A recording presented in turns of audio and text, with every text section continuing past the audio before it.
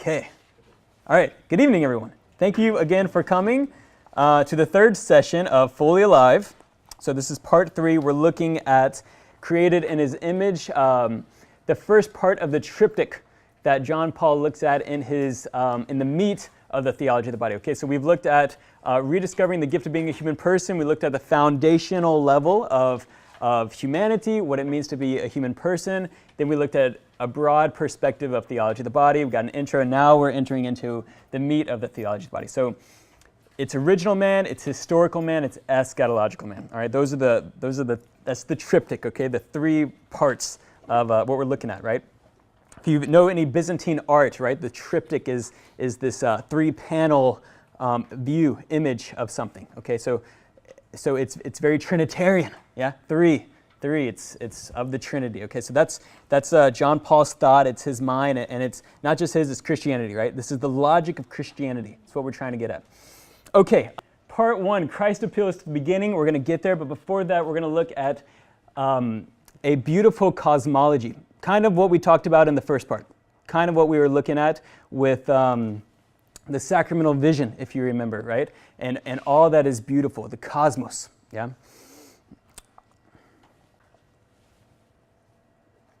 From Benedict, right, on the first words of Genesis. In the beginning, God created the heavens and the earth. And so Benedict says, these words with which Holy Scripture begins always have the effect on me of the solemn tolling of a great old bell, which stirs the heart from afar with its beauty and dignity and gives it an inkling of the mystery of eternity. Okay, so we can kind of reflect.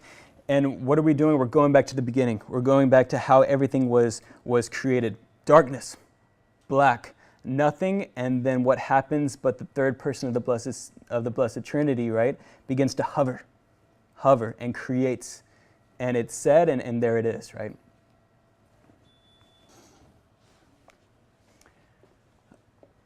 From Job.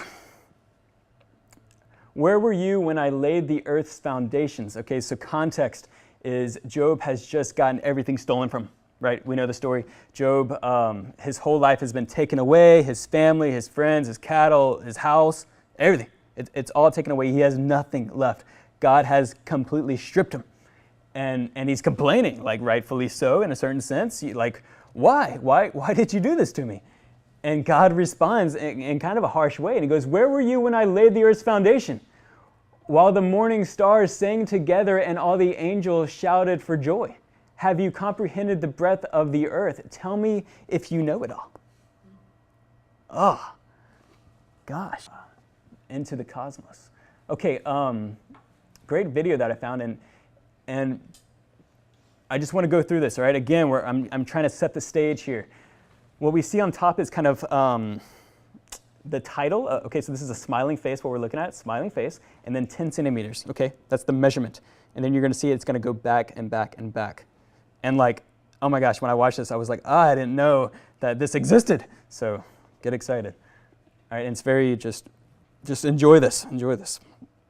We don't need to rush. We need to relax. We're taking our time through this, okay? Chelsea, we're relaxing.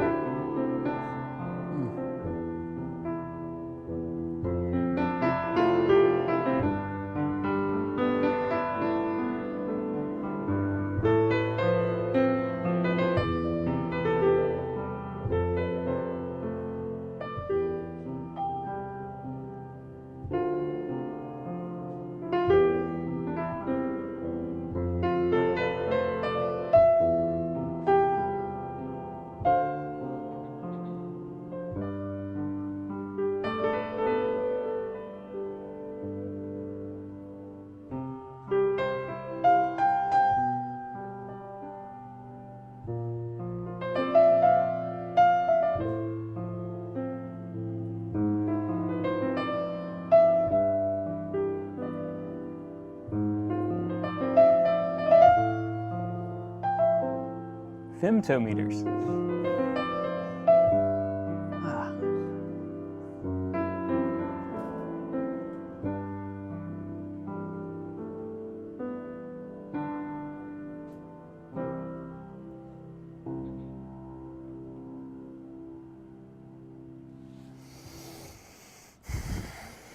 Isn't that amazing? Like, I mean, what I'm trying to do here is help us to wonder, you know, and to look at the macro space and outer space, and maybe we've seen like different blurps of the galaxy and this and that, but like in a consecutive form, like going, I've never seen that. Like that's, wow. Like where were you when I created all that? God says, you know, why we're so small. We're so tiny, and then the micro coming into us and all the stuff that we have going on inside of us. And God creates this, right? We're created in His image, and so that's what we want to try to get into here. But again, that idea of wonder and silence and receptivity and waiting and sitting and pondering, yeah, that's what Mary did. The model of humanity, right? Okay, and Job responds, "Look, I am of little account," right? "What can I answer you? I put my hand over my mouth." Job's response, he's like, "All right, man, you win. Like, I can't compete with you. You're right. You've created this. You created all of this. God gives, God takes away." That's when he makes that conclusion, right? God giveth, God take. Blessed be the name of God. Blessed be the name of God.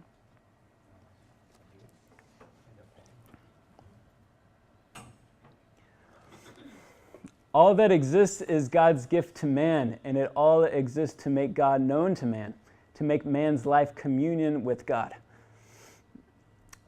In the theology of the body, and especially in this context, he actually looks at it later on, but I'm kind of bringing it into the beginning, is called the hermeneutics of the gift. And what that means is it's this great understanding of what gift means, that life is a gift, that everything is gift. You know, that we're stewards of what is given to us, right? The great importance of what it means to make a gift of ourselves. This is John Paul's big thing. It's the big thing in the theology of the body that he's constantly stressing, that life is a gift. Nothing is deserved, right? We don't deserve anything.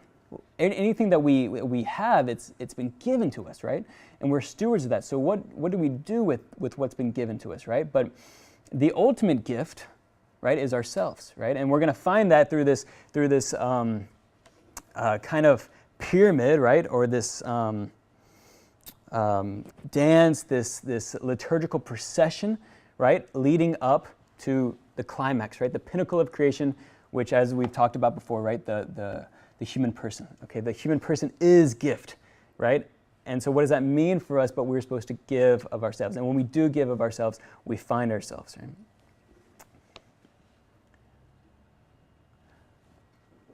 John Paul says, the reality of gift and the act of giving is sketched in the first chapters of Genesis as the constitutive content of the mystery of creation.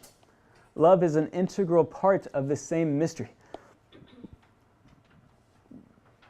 Okay, so that when we give, we love, right? And when we love, we find ourselves. And when we do that, we're imaging the Creator. We're imaging the giver, right? The giver of the gift. I know how to give because He gives to me. Yeah?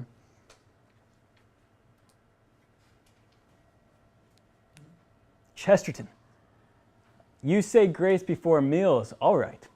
But I say grace before the concert and the opera, and grace before the play and the pantomime, and grace before I open a book, and grace before sketching, painting, swimming, fencing, boxing, walking, laying, dancing, and grace before I dip the pen in ink.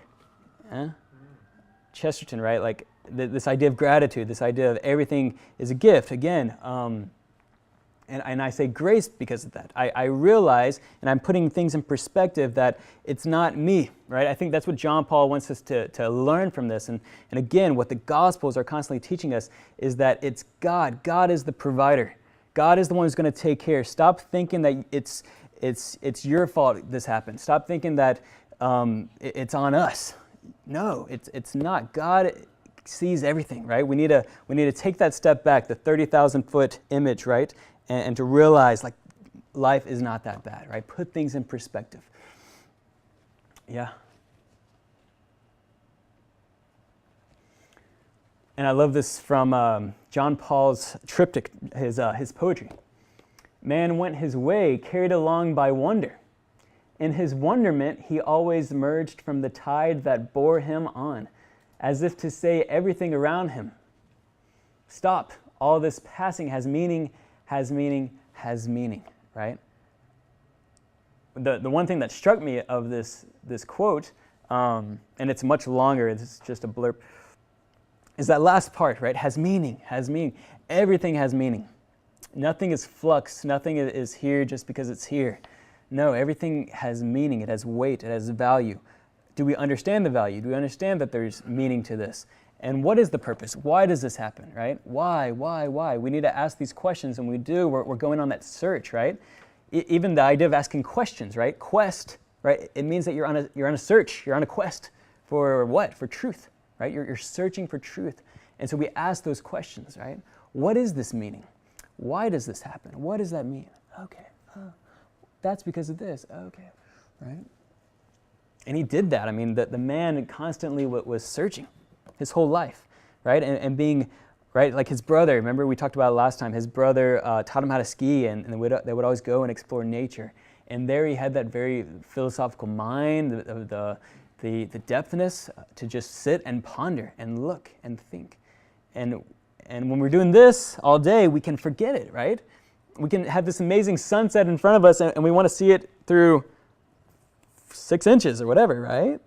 Wow, no, we can take it in, breathe, soak it up. So by beginning with these words, John Paul is making a specific anthropological statement. Christ fully reveals man to himself. Yeah, Gaudium et Spes 22, one of the main documents that came out after Vatican II. There was 4 major documents. Gaudium et Spes was one of them, and John Paul was a huge aid to that one. He did a lot of the writing, a lot of influences, and again, he's cardinal at the time during the Vatican II, and so you can see he's making all these incredible statements and things, and the other cardinals are looking like, who's this young cat, you know? And so they keep their eye on him. Yeah, Christ fully reveals man to himself. Okay, 3 original experiences. This is the structure that we'll follow tonight, is original solitude, unity, and nakedness. Original solitude, there's 3 main points. And unity, we're going to go on this journey of who man is and then who woman is. We're kind of going to look at authentic masculinity, authentic femininity, and then last part, we're going to end with original nakedness. Okay, the 3 original experiences of man. Okay, the first one.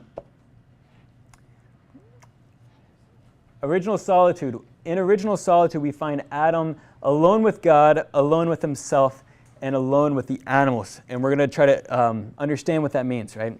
Go more in depth into this. So first of all, the fact that man is alone with God, it is here where man realizes his need for the Creator. He comes from God and is returning to God, created in his image and likeness. He knows that he too must initiate the gift of creation as his Creator does, thus becoming a gift of himself to others. So God creates, right? That's his giving, that's his initiating, right? And so therefore, we're called to create, we're called to give, okay? We image God the Father. We know that we're called to give. And we know that when we give, it's the key, it's the special key by which it unlocks this whole mystery of love and this whole mystery of myself and others, and that should bring a lot of hope and joy, yeah? Okay, so that's imaging God the Father, right? God initiates, in a sense, man initiates, right? Man gives, yeah, and then woman receives. William May, I forgot where he teaches. He's big in all this, marriage and family. Has a really good book, Theology of the Body in Context, is the name of the book, and it kind of goes through a bunch of John Paul's encyclicals. But he says, man gives in a receiving way, and woman receives in a giving way. Yeah? So man gives, woman receives, and then what does he receive, right? He receives the fruit of the woman, right? He receives a baby, yeah? Woman receives and then gives the baby, gives the baby to the man, right, to life. Okay, so this giving, this and this receiving, it's a dance, yeah? And man leads in that dance. We're going to talk more about that in a minute. All right, but that's imaging God. Again, this is going back to the great mystery that we talked about last time. I know we kind of ran through that quickly towards the end, but the summary of the great mystery was that through human love, it's a reflection of Trinitarian love, yeah? We image God the Father, we image the Trinity, right? The family is the perfect image of the Trinity. So God initiates the self-gift by creating us in His image, and for our own sakes, it follows then that man can only find himself through a sincere gift of himself, right? And that would be further on, same document, Gaudium et Spes 24. He can only find himself through a sincere gift of himself. The fact that God creates man alone with himself implies man's need for God. It is therefore very human to pray. Prayer perfects one's own humanity. Yeah, it's the spiritual and the nature, right? It's faith and it's reason. We're spiritual beings, we're human beings. Okay, we need to tap into our spiritual nature. When we do that, we're exercising our humanity. If we don't do it, well, then we're not fully human, right? Because we can read all these self-help books, we can read books about business and what have you. Temperaments, personalities, everything about the person. But if we're not reading spiritual books, yeah, if we're not reading the Gospels, if we're not reading, the doctrines of the church and all the good that they've written, Imitation of Christ, the classics, yeah, well, that balances us, right? And again, we're not angels, yeah? So we can't just read the spiritual stuff and forget about the human, right? My mom, and we talk about this and we joke about it, but go through her library and it's like every spiritual book you can think of. It's all spiritual, And I'm like, Mom, you're not an angel. You're not. Read some self-help books about you, about your person, about your temperament, personality, who you are as a person, right? And let that complement the spiritual, yeah? Right? We need that. We're human, yeah? We're not angels. We're not meant to be angels. We're not created to be angels. And note that God doesn't become an angel. Yeah, God becomes a human. He takes on sin. It's probably way better to be an angel. Do a lot more cooler things. You don't have to deal with the mess of life and people killing you and all this stuff. And God comes into our humanity. So therefore, the angels are jealous, right? And I forgot which saint had said this, but angels are jealous of the number one thing that they're jealous of humans, it's the fact that we can suffer, right? That's the one thing they can't do, but they know the value in it, right? When we put value in suffering, it redeems suffering, right? It makes it worthwhile. We understand that it can be lifted up, right? The whole thing you heard as kids, offer it up, right? Offer it up. I'm sorry, offer it up. It's true. Offer it up. And you can make a currency. Yeah, it's the spiritual currency, right? Where you can cash that in and receive graces for someone else and for yourself and for your sanctity, That's Christian teaching that is taught nowhere else.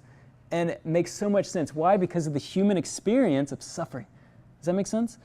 Right? This is a phenomenological method that John Paul's using, right? He's tapping into our human experiences. He's saying, do you experience suffering? Yes, because you're human. And if you haven't experienced suffering, then you're probably in high school, which was the case for a lot of my students when I try to develop this stuff, and they just wouldn't, because they're like, what, suffering? My life is great.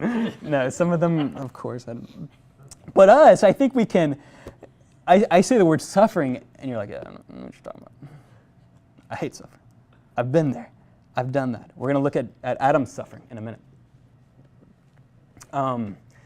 Friedrich Nietzsche, who is a 19th century German philosopher, said a lot of disturbing things. Wouldn't recommend reading them. One of those disturbing things being God is dead and we have killed him. The whole God's not dead movement is based off that statement of Nietzsche. God is dead and we have killed him. He had this whole philosophy and we became gods, and it was like this system that he developed. Anyway, he did say something that was interesting, and he said, and spot on actually, he says, the world changed when people, instead of saying their morning prayers, began reading the morning newspaper. The world changed. And I would add, that the world changed even more, that when people, instead of praying their night prayers before bed, right, began watching TV or Facebook or whatever, or just got lost in the whole mess of it all, yeah? Instead of the calmness, the recollection, right? And again, I'm guilty of this as well. I think we've all been there. We go to bed, and actually I hear it's unhealthy, right? With with whatever, like the screen, before you go to bed, like some scientific discovery came out, and it's like bad for you or something. So it's not good health-wise, but even then, right, it's still, what are we going to sleep with? What are we going to dream about if the last thing we saw is, right? I mean, this isn't even human. Think about what you see on Facebook. Like, and again, I do this as well, but you'll see like some terrible thing happening, like some horror story, some ISIS story, some whatever, to like a funny thing that a dog is doing and laughing, and then something really sad, and it's just like, my emotions are all over the place. Like, there's no order to Facebook. There's no order to like what we see, right? We become what we behold. Yeah? Okay, second point. First point, man alone with God. Second point, man alone with himself. John Paul writes, man finds himself from the first moment of his existence before God in search of his own being, in search of his own identity. Yeah? Man alone with himself.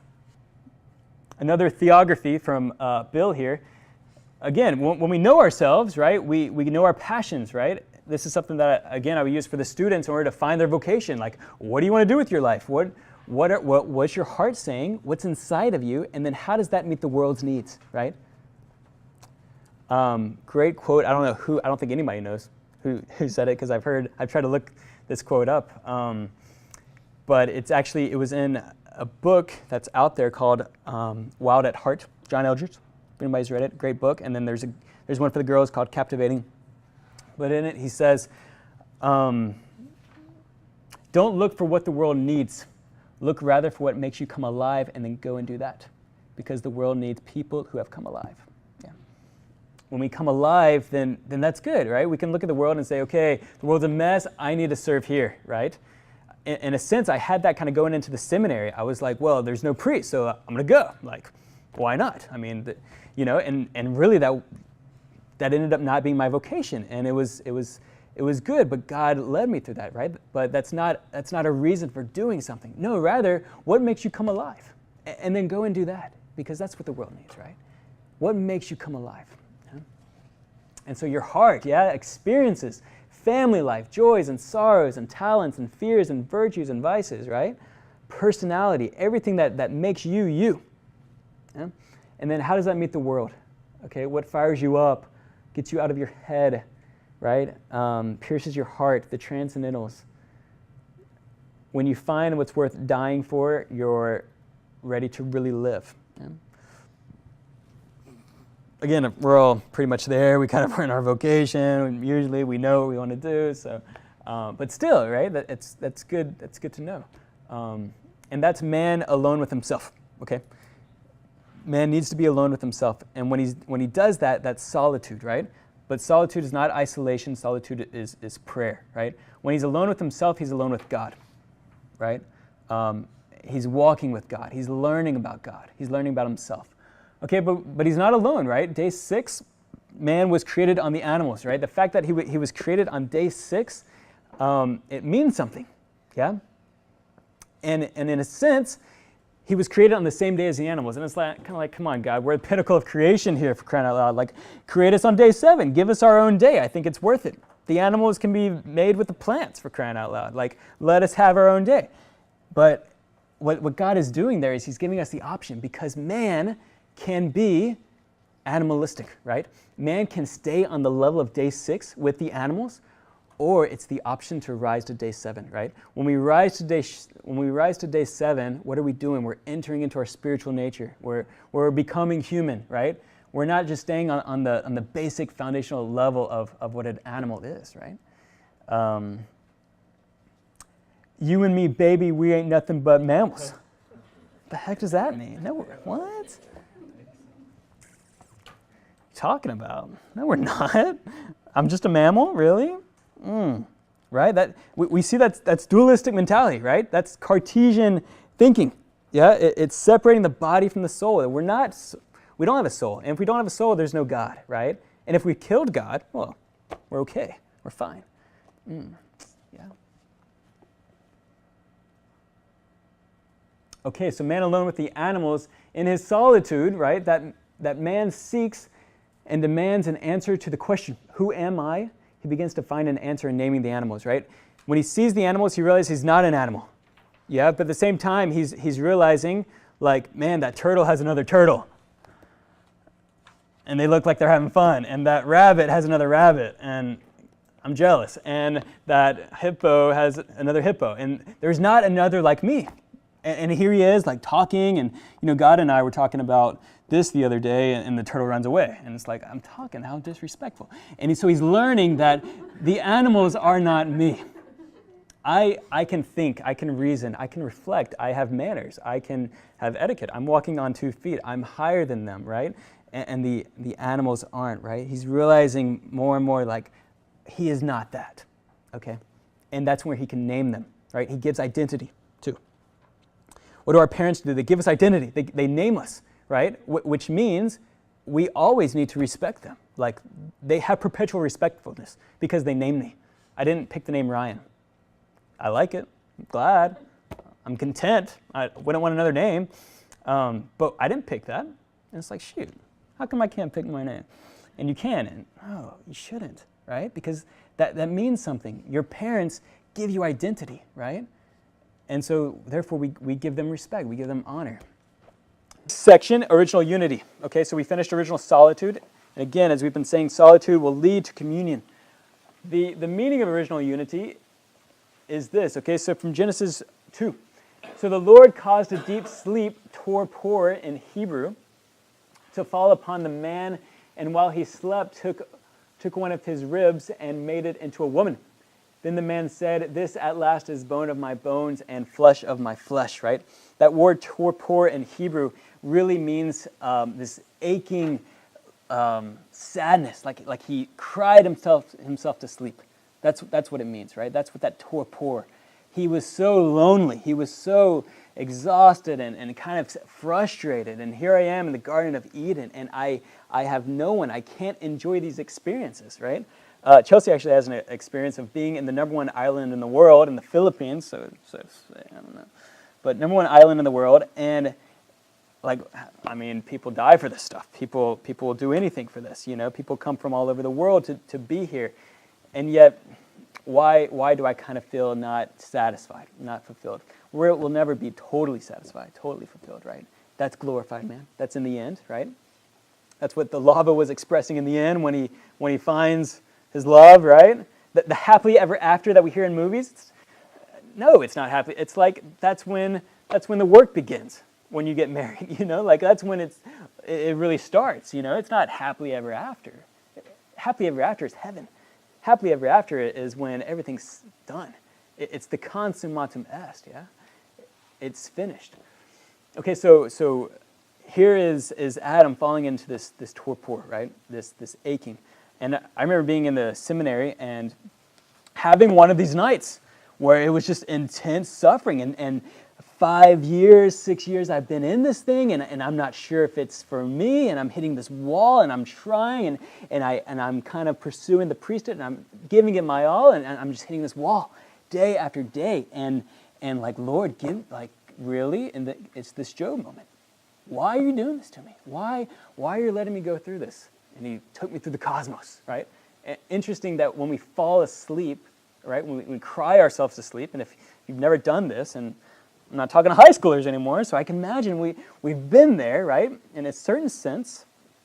And the lava cried himself. Did you see he was underneath? His tears filled up. What is it? Gosh, great video. Crying out loud. And so I fell asleep. And what is sleep, right? I don't know if I dreamt that night or whatever, but in a sense, I'm going through this cosmos. I'm going on this 20-minute whirlwind, right? I'm going through this this imagery and the cosmos, right? I'm seeing the beauty of it all. Yeah, and then I woke up with a lot more peace, right? Not clarity, not knowing what to do still, but in a sense, I did have this hope. And I remember the reflection I had the next morning was, I know I'm going to make the right choice. I don't know what choice it is. I don't know if it's going to be to stay, to leave, whatever. But I know whatever that choice is, like 1, 2, 3 years, whenever I figure out this thing, whenever I make that decision, and that's going to be the right choice. And it's having this certainty, this hope that it's going to be okay, you know. And that's when we can put our hand over our mouth and say, I'm sorry, you're right, you're leading me. Who am I? I cover my mouth, yeah. I'm not going to say anything.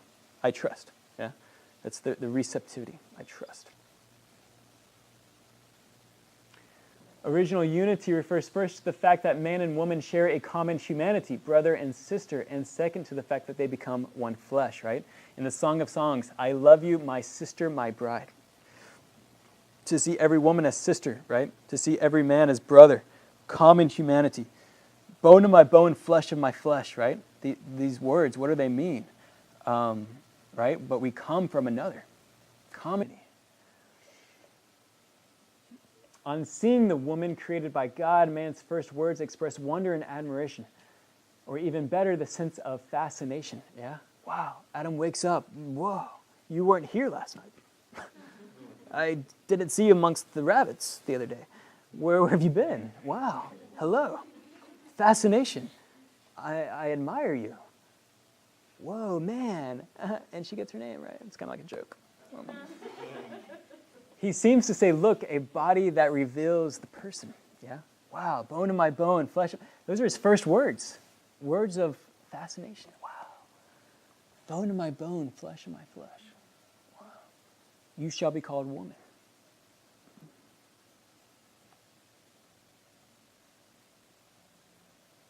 This is Rodin's statue, the cathedral, right?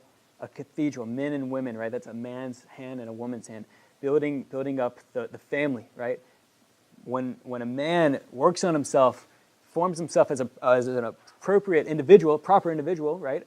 A true person, and the woman does the same, and they come together, what does that do but create a beautiful marriage, right? And with that marriage comes a family, but a beautiful family, a good family with no pathology, yeah?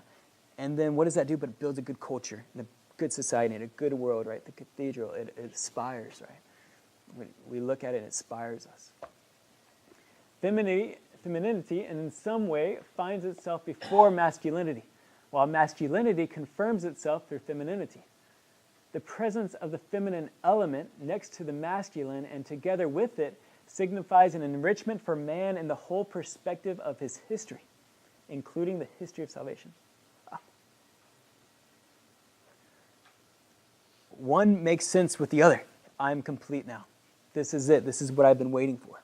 Wow. Okay, communion of persons. Here we are on the stretch of the masculine and the feminine. Okay. Therefore, man leaves his father and his mother and cleaves to his wife, and the two shall become one flesh, right? To become a help, right? The woman is a helper, right? Communion indicates precisely the help, right? It is not good for man to be alone. I will create a helper suited for him. Precisely the help that derives in some way from the very fact of existing as a person beside a person and for the person, right? And to help, Iezar in Hebrew, it doesn't mean like, oh, secretary, thanks, like my wife's my secretary. No, it's this vital help, like vital signs, like I need this help. And even Eleazar, right, one of the names of Moses' son, Eleazar, is God is my helper, right? Help in the sense of God is help, right? Like the feminine aspect of God is seen here as help, right? Help isn't something that's degrading in any way. In Chesterton, right? I do not think there is anyone who takes quite such fierce pleasure in things being themselves as I do. The startling wetness of water excites and intoxicates me. The fieriness of fire, the steeliness of steel, the unutterable muddiness of mud. It is just the same with people. When we call a man manly or a woman womanly, we touch the deepest philosophy. casual letter to his fiance, no big deal. I'm sure Josh is working on it. Who does that? Chesterton, man. The steeliness of steel, right, love? Wow. Yeah. But there is nothing more greater. He's onto something very, very profound. When a man is manly, that's good. Wow. When a woman is womanly, yes. Wow. Okay. Let's be real, mothers and fathers. We're gonna get into our identity in a minute. Who we are as woman and man, we're wired differently. We do things differently.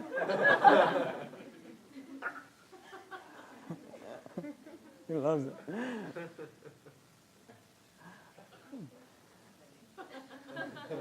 And that's good. It's healthy. That's how we're created, right? Jason Everett says, we men are called to make sacrifice for the good of the others and not to sacrifice others selfishly for our own good. John Paul would say that when he defines male, right, men and women, he doesn't go into this elaborate thing of this is what masculinity is, this is what femininity is. He just says man, parentheses, strength, woman, parentheses, charm. That's how he defines man and woman, right? It's not this, I wish he did this whole elaborate, maybe now in 2016 he would do this elaborate encyclical on what man and woman is because we need that.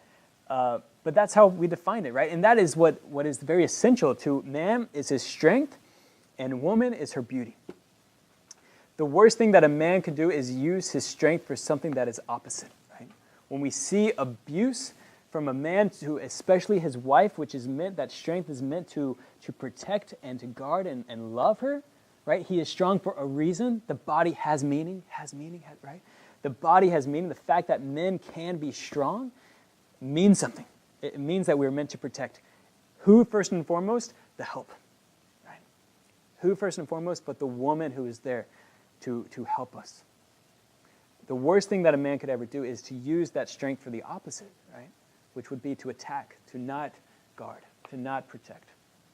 And this is, I love this picture because it shows the strength, but it shows the tenderness. Because the strength is meant to protect tenderness. Strength, in a sense, leads to tenderness. Yeah, for the man, right? And here I'm gonna hone in on the man for a second. My heroes. And it's very interesting, especially so Mel Gibson, what was that one? Braveheart and Gladiator. Those scenes, right, when they're laying it down, they're in the dungeon, right? Cruciform. Coincidence? I think not. It's supposed to be that way, right? And anytime we see honor, we see brave. Well, that's all of that is imaging what has already been done. It's imaging Christ on the cross. It's all imaging that. If we admire what we see on the films, wow, what a great story. I've never heard that story. Read the Gospels. You've never read the Gospel? It's the same thing. He's just taken the greatest story and he's making it modern. Whatever that is, right? It's the same story, right? Christ reveals man to himself. Right? And then that scene through these heroes, right? These people, what they've done, right? They've gone on the journey. Yeah, they've developed it. They took Christ's example, okay? And then that led to this. That led to what they did, right? And these were the stories that people said. The first Christians would tell these stories, right? These were the motion pictures that everybody watched. Caravaggio, nails it, gosh. And I love how Christ is like beefed up, ripped, and the slaves, the Romans, right, of this time are weak, kind of like cowardly, looking at him like, and then is that like I'm scared? Is that I'm about to yell my face off? No, I have strength. Lord, I don't know what you're doing. God, deliver me, right? Let this chalice pass from me, but not my will. Your will be done. Like, you give, you take away, right? Okay, femininity, real quick. We'll run through it, right? What do we say? John Paul says that the woman is beautiful, right? That is how we define woman, right? She has beauty. the representative and the archetype, right? The pinnacle, the example, the ideal, the standard of the whole human race. She's the last. She's the most important of that liturgical procession that we saw. Woman is the last to be created. What does that mean? Which belongs to all human beings, both men and women. Yeah. The pinnacle of creation, most sought after, most appealing. Go to any magazine store, and you're going to find the woman side and the man side. And on the man side, you have cars, you have Sports Illustrated. Half of it is women anyway. And then you have women. That's it. Most sought after, appealing creature in the world. And then on the women's side, it's not like you have any man. It's all women stuff. It's how to look beautiful. It's cosmos. It's this. It's that. It's, And then the difference, right? That woman, right? What is her strength, right? What is what she's created for? She's created for beauty, right? And if the worst thing that man can do with his strength is to do the opposite of that, not to protect, but instead to hurt, right? To abuse. What could the woman do with her beauty, right? But instead of loving and letting that beauty be for her man, but for the opposite, right? I worked with a lady the other day who's in adultery, right? This baby is not, it's the baby of a man who's already married, And to use a beauty that's natural, that's God-given, that's for a reason, for not the proper reason, for the opposite of what that is, right? And what's the number one way to hurt a man the most, but that infidelity, but as well it is for women. But here's the difference, right? To seduce or to love, right? And it's no question, on a material, very human, who is more beautiful without the wrinkles, if that's what beautiful means. But we all know Mother Teresa. We've all seen her. And we know that beauty, right? Because it's a beauty that hits the heart. And it's a beauty that is filled with acts upon acts of goodness and truth and beauty, right? And that's more powerful. Great quote from Fulton Sheen. Christ is the man that every woman longs for, and the man that every man longs to be. Right? Mary is the woman that every man longs for, and every woman longs to be. There it is. Perfection, right? We cannot disregard Mary. If we disregard Mary, in a sense, we disregard femininity. We disregard woman. What our Protestant brothers and sisters are doing with that, I don't think they understand the repercussions, right? And if we're experiencing any type of, degradation of woman, which has been all of life, but I think it's because we're disregarding the ideal. We're disregarding the ideal woman, who is Mary.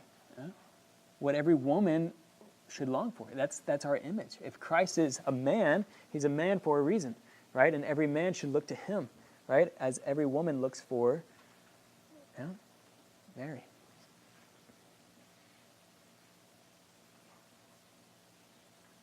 Okay, so original unity. Man finds his vocation to love as God loves, either through the gift of masculinity and the gift of femininity, and all that means. Last bit, original nakedness. We'll run through this. The man and his wife were both naked and were not ashamed. That has meaning. Nakedness without shame is by no means a minor detail. It shows full awareness of the original meaning of the body as the revelation of the person, right? Your body is a manifestation of the person. We saw the Sistine Chapel. We saw Eve, right, coming out. We see anything in the Sistine Chapel. A lot of naked bodies. Should we be the chapel, for crying out loud? Let's not have. John Paul calls it the sanctuary of the theology of the body. And then in the 80s, they covered it up, or before they covered it up. And when John Paul he said, take them off. Take off those loins. This is beauty. This is before fallen man. Let him, right? Nakedness. Nakedness in the full essence of what that means.